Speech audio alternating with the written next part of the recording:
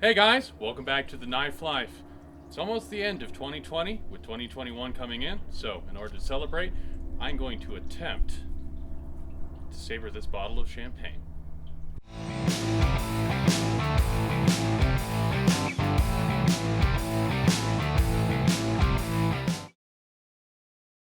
So the first thing in order to do is to chill the bottle of champagne. You have to get it down to a cool enough temperature, otherwise the sabering won't work. So I've left this in the freezer overnight and it should be ready to go.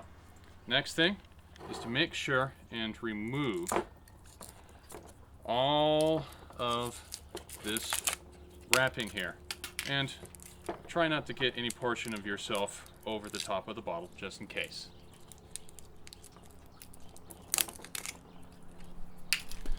Now we have this cage. You'll notice that it's riding on the bottom end of this lip here, so we actually need to remove this cage because when we saber, we're going to be striking the bottle at the bottom of this lip.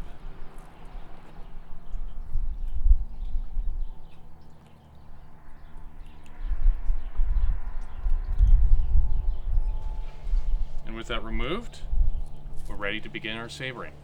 So, in order to attempt this stunt, I've prepped the bottle, cage is removed, the bottle has been chilled like it's supposed to.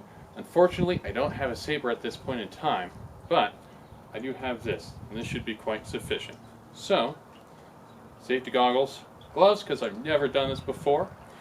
I'm going to aim it in a place where nobody else is.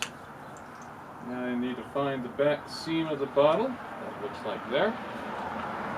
So, let's give it a try.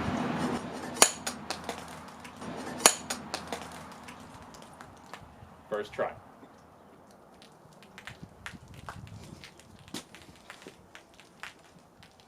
So, that was a lot of fun. So naturally now I have to try it with the long sword. So, it's still not exactly a saber, but close enough. So, here we go.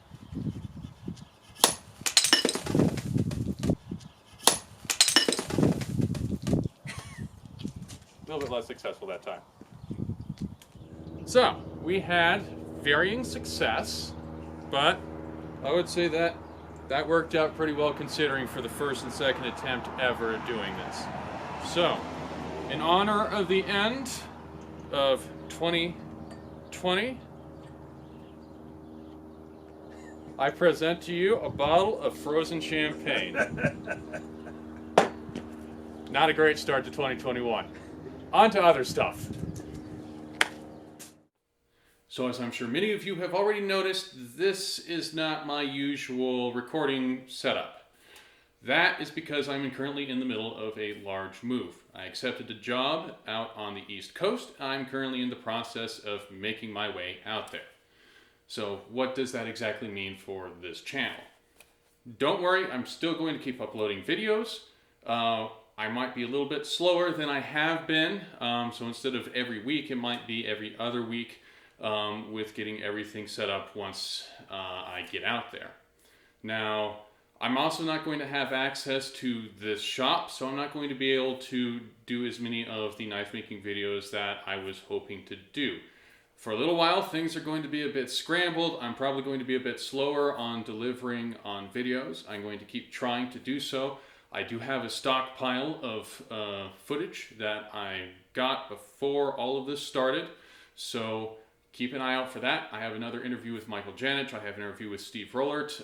Other people still got a lot of good information there. In terms of knife making videos, one issue I'm going to have is I'm not going to have access to the shop. So I will no longer have access to my grinders in the Bridgeport, drill press, all of that fun stuff. I'm not going to have access to for a while.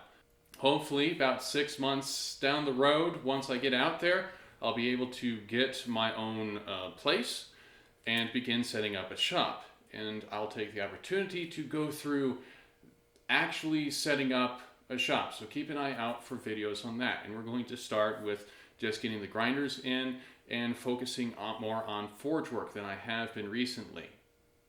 Until I get things all set up, everything is going to be more oriented towards educational videos. So taking a pocket knife and ripping it apart and looking at it and saying, okay, this is how this mechanism works.